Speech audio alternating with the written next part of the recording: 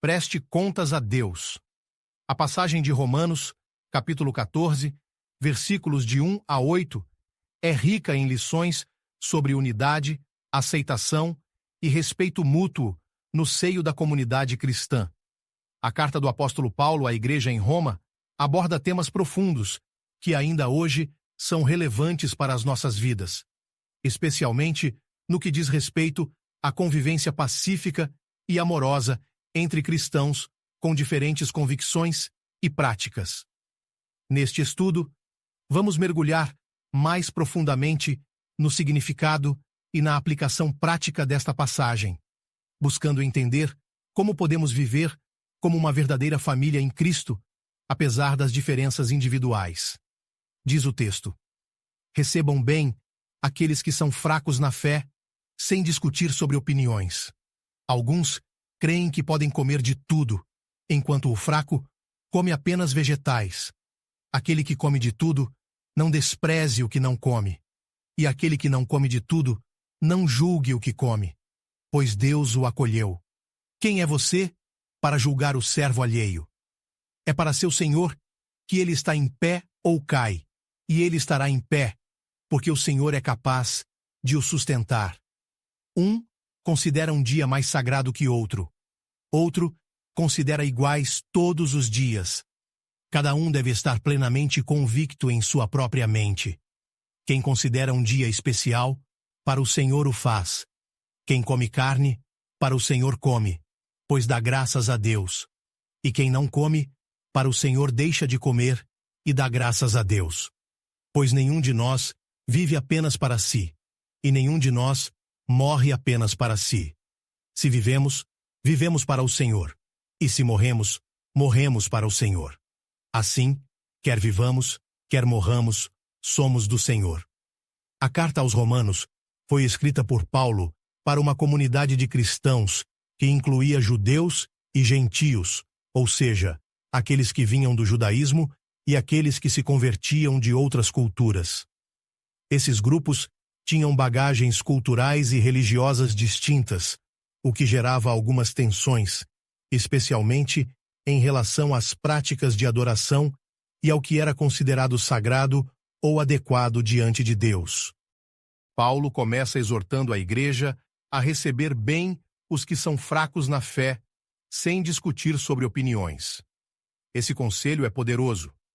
Paulo nos lembra que, no corpo de Cristo, há irmãos que são mais fortes ou mais maduros na fé e outros que são fracos, ou seja, que possuem uma compreensão mais limitada ou uma fé que ainda está em fase de crescimento.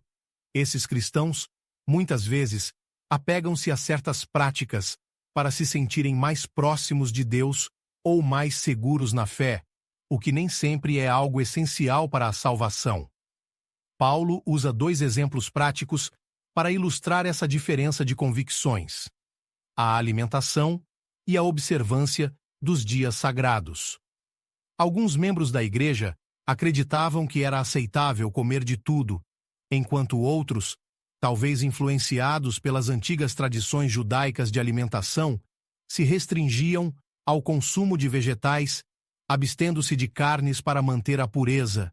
No entanto, Paulo não sugere que um grupo esteja certo e o outro errado, mas que ambos os grupos precisam respeitar as convicções uns dos outros.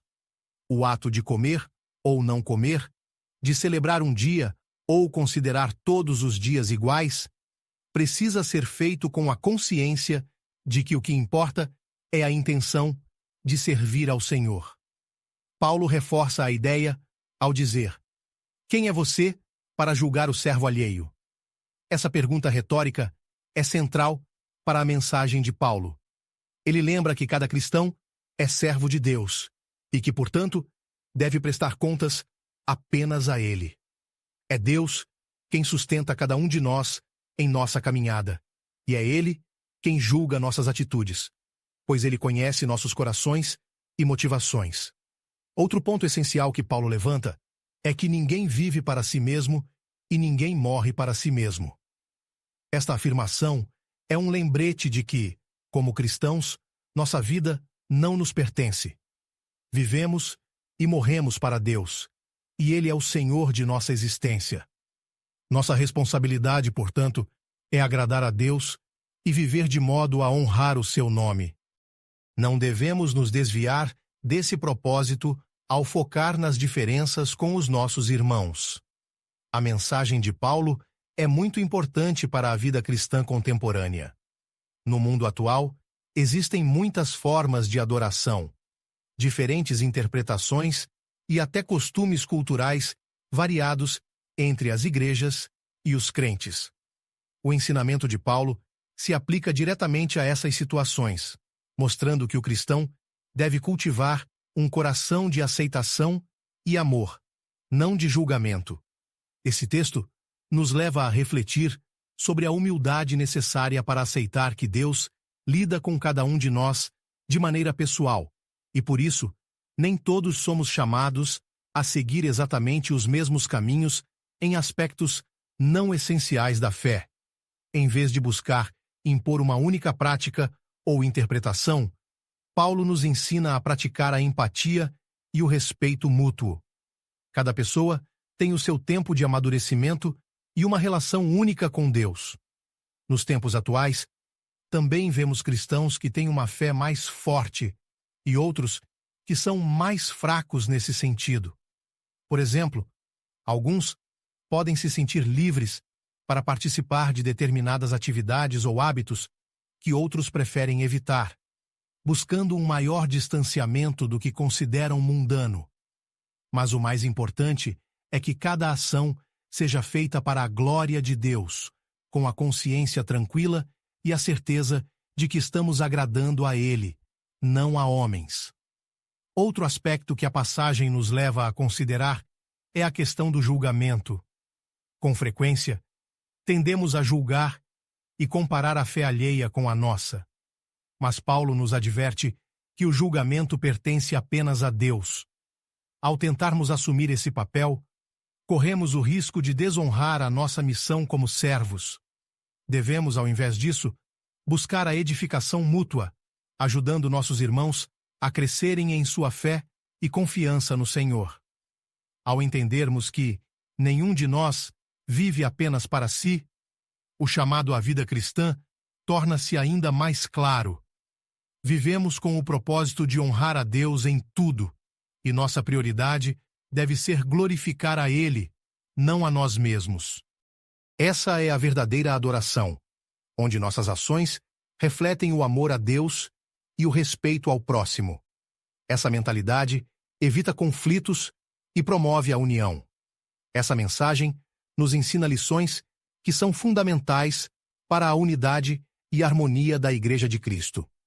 Paulo nos convida a refletir sobre o significado do amor ao próximo, especialmente em questões que não são essenciais para a nossa salvação, mas que muitas vezes se tornam motivos de discórdia. O verdadeiro serviço a Deus não se trata de obedecer regras externas ou seguir costumes específicos, mas de viver em amor e respeito com todos os irmãos, reconhecendo que cada um tem o seu processo de crescimento espiritual. A comunhão e a unidade entre cristãos são possíveis quando deixamos de lado o orgulho, o julgamento e as comparações, e passamos a acolher nossos irmãos como eles são, buscando sempre fortalecer a fé de cada um. O foco central da nossa vida deve ser sempre agradar ao Senhor, vivendo de maneira a glorificar o seu nome e não a buscar a aprovação humana. Quando estamos unidos por esse propósito, as diferenças tornam-se secundárias e a comunidade cristã torna-se um verdadeiro reflexo do amor de Deus. Essa mensagem de Paulo é um convite à tolerância e à aceitação, sem comprometer o compromisso com a verdade da palavra de Deus. Somos chamados a um amor que se expressa em atitudes de humildade e compreensão. Um amor que constrói pontes e une corações, em vez de dividir. A mensagem de Romanos nos lembra de que somos todos servos do mesmo Senhor, e que, quer vivamos ou morramos, somos dele. Essa certeza deve nos encher de paz e confiança, permitindo que as divergências se transformem em oportunidades de crescimento e aprendizado mútuo. Vamos orar. Senhor Deus Todo-Poderoso, agradecemos por tua infinita misericórdia e por nos ensinar a acolher nossos irmãos em amor.